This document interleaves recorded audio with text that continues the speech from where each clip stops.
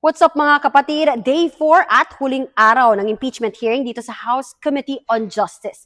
Unanimous o nagkakaisa yung boto ng mga House Justice Committee members na may probable cause o sapat na basehan para i-impeach si Vice President Sara Duterte.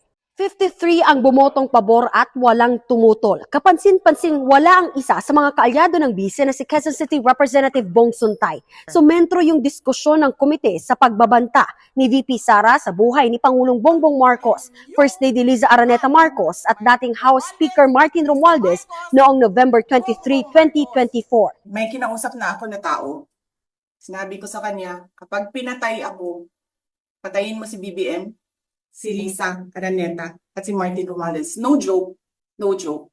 Nagbilin na ako, ma'am. Pag namatay ako, sabi ko, huwag ka tumigil hanggang hindi mo mapatay sila. And then he said yes.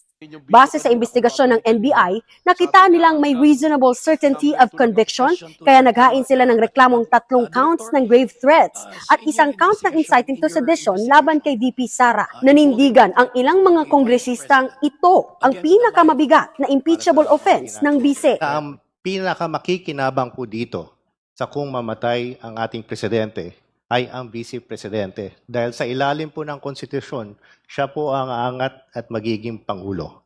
Kung hindi tama ang ugaling ito para sa second highest official of the land, mas lalong hindi po ito karapat-dapat para sa isang tao na nag-aambisyon na maging highest official of the land.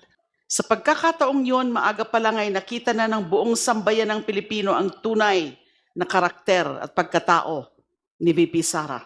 It finally revealed Sara Duterte at her most transparent and unfiltered moment. And para sa akin po, this is not an aberrant attitude of a Duterte.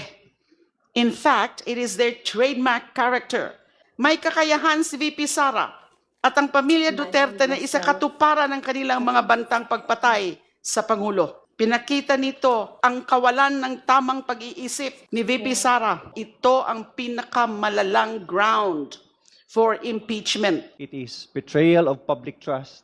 Thus, it is a high crime regardless of whether it is a threat because of the gravity of this act by the Vice President. It is not a simple crime, but this is an impeachable offense under the Constitution. Bukod sa grave threats, malinaw din daw na may pattern ng maling paggamit at pag-abuso sa confidential funds ng bise. Nakitaan din nila na may hindi tamang pagdedeklara sa Statement of Assets, Liabilities and Net Worth ang bise dahil hindi ito nagtutugma doon sa AMLAC report kung saan nakitaan na may bilyon-bilyong bank transactions ang mag-asawang Duterte Carpio. Samantala, napagdesisyonan ding wag nang buksan ng green box mula sa Bureau of Internal Revenue na naglalaman ng income tax returns ni VP Sara at asawang si Attorney Mans Carpio, pati ang kanilang mga negosyo. Sinaalang-alang ng ilang kongresista ang tax code na maaari lamang buksan ang mga dokumento in aid of legislation at sa loob ng executive session. So, what's next?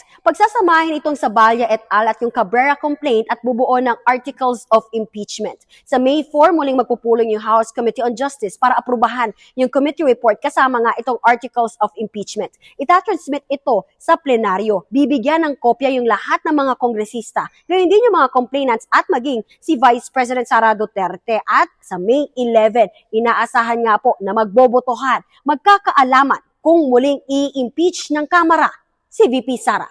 Yan po muna ang latest dito sa Kamara. Ako po si Marian Enriquez para sa News 5.